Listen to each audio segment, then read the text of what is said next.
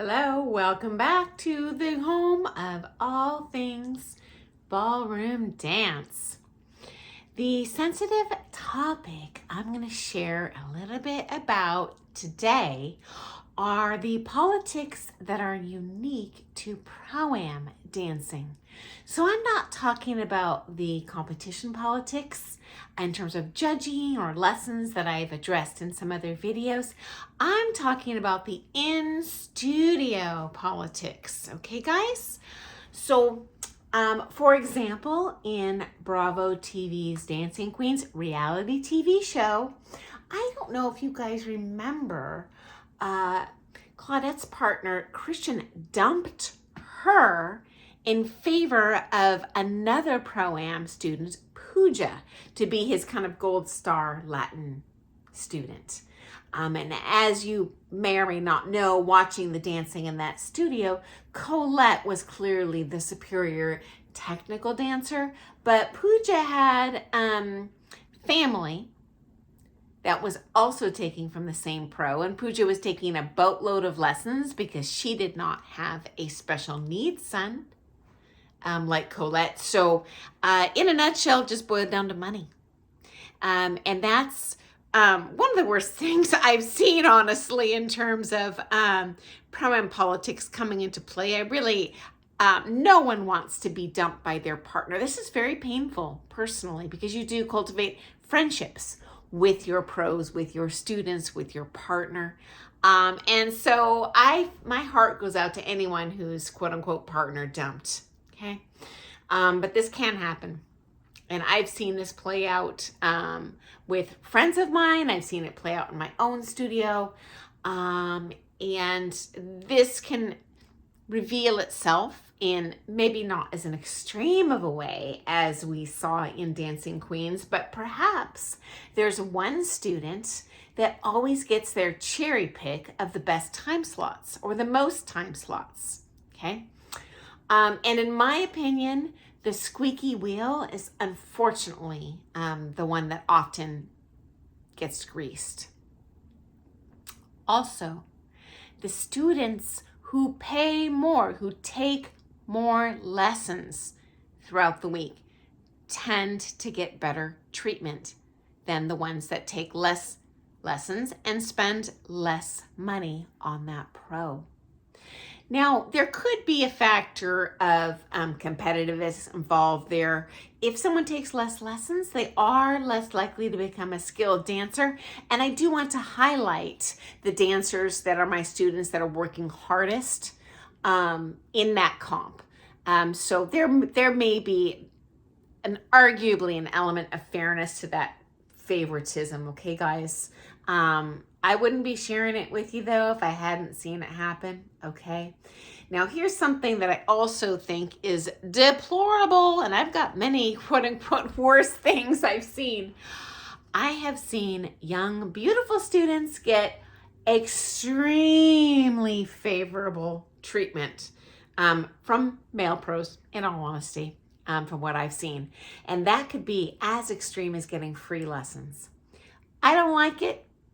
It's horrid to me. I can't imagine how you would do that to very long-term loyal students. But hey, guys, you know, pros are human beings too. This kind of crazy stuff does happen, okay?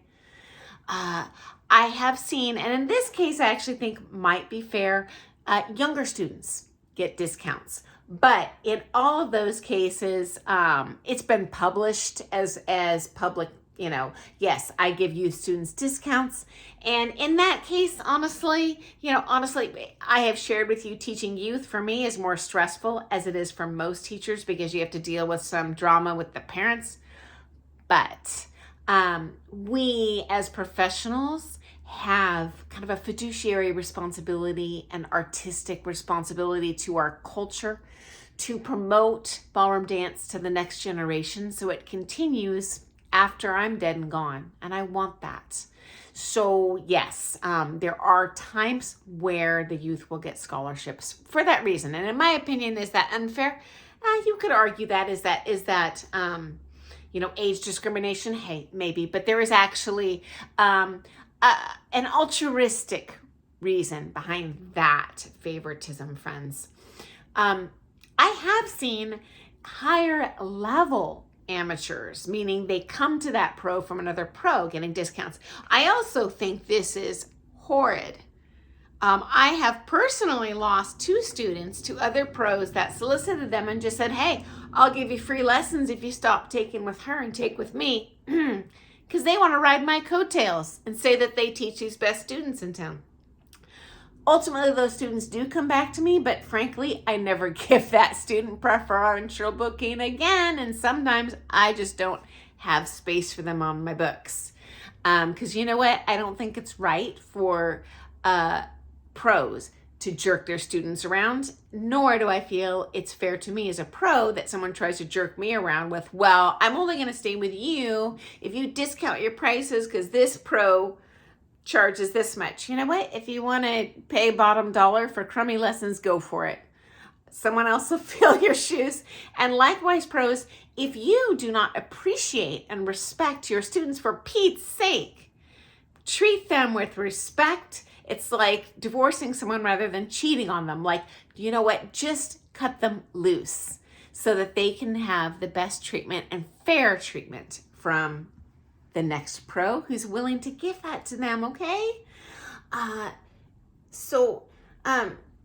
In my case, I do give some preferential treatment, and here are the cases. And in my ethical opinion, in my life, I think it's fair, and I'm always free to share where I'm coming from on this. I charge all my students the same. I do give preferential booking to long-term students. So if someone's been coming to me for 5 years, you're going to get first dibs on my books compared to someone that just started taking lessons from me a year ago. If you are reliable in how you show up, guess what? That person's going to get preferential bookings over someone that's constantly sick. Their cat got run over by a car. They've got childcare issues where they're constantly canceling on me. This is in large part just financial. I have to prepay my floor fees. I don't want to pay a floor fee to sit on my butt and twiddle my thumbs for an hour when you no-show. Don't like it. Number 3, if I have a student I'm competing pro-am with, or likewise an amateur couple with a comp coming up, or number 3, I call it a dance emergency. Say I have a wedding couple call, and they're like, oh my gosh, what do we do? We're getting married tomorrow. We don't know how to dance. I call those things dance emergencies, and those individuals who are doing prom with me coming up, they've got something they're really trying to prepare for. That wedding couple, that prom person who's, despondent and doesn't want to dance in front of people. These people I do prioritize. And in my opinion, that's fair. Your opinion might be different. If you do feel it's absolutely never justified to give anyone preferential treatment, hey, let me know. I'm interested to know what they do in your studio. Or if you've experienced what you feel to be not fair and why, if there was any justification, you were treated that way. Okay. I haven't personally experienced that as a student. By the grace of God, I think I've always been treated very fairly and kindly, but you know what? I'm sharing it with you today because I have seen it sadly happen to other people, and it just breaks my heart. I do believe in fairness as just a human right. Okay. Also, I touched on in this video how sometimes the pro will lure their prom student or amateur couple away from the other pro. And I have seen this in the most elite levels, guys. I mean, amazing pros. I'm not talking about me. I'm talking about my coaches, all the top couples in the world. They have lost students to other pros that made, grandiose promises to them or promised them free lessons or priority booking, some sort of favoritism. Okay, guys. And warning, often when these pros are soliciting you for this favoritism and this special treatment, they are incapable of delivering. Okay, guys? Biggest warning bell of all, if they promise you, oh, if you take with me, I can get you to this national title. Run the other way, guys. That is a bad sign. Even the top coaches in the world cannot guarantee diddly squat. And I've shared in some other videos on why that is, in terms of politics and physical variables, comp to comp, and luck of the judging panel. No one can promise you anything. Your marks are ultimately going to be your dancing, okay, guys? Not to mention, if someone solicits you, really think about it before switching, because it may be difficult to switch back to your pro. Likewise, pros, you better think long and hard before throwing a student under the bus, because often students leave just because they weren't treated fairly.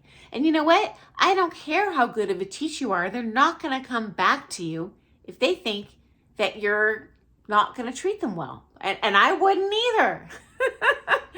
So my advice to you pros, hey, be fair to all of your students. They deserve it, okay? I hope that hasn't happened to you, but you know what? If it hasn't, there's always a better pro out there for you who is going to treat you the way you deserve. Okay, friends?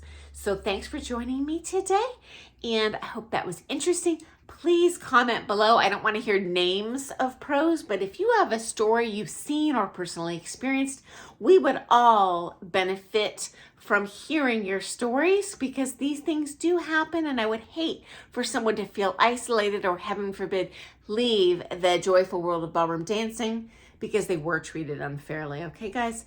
So that's kind of some unique ways that pro-am politics can come into play in the studio. And I apologize if you're experiencing that. Move on. There's more pros out there that are lining up for your business. Okay, have a good day, guys. Bye.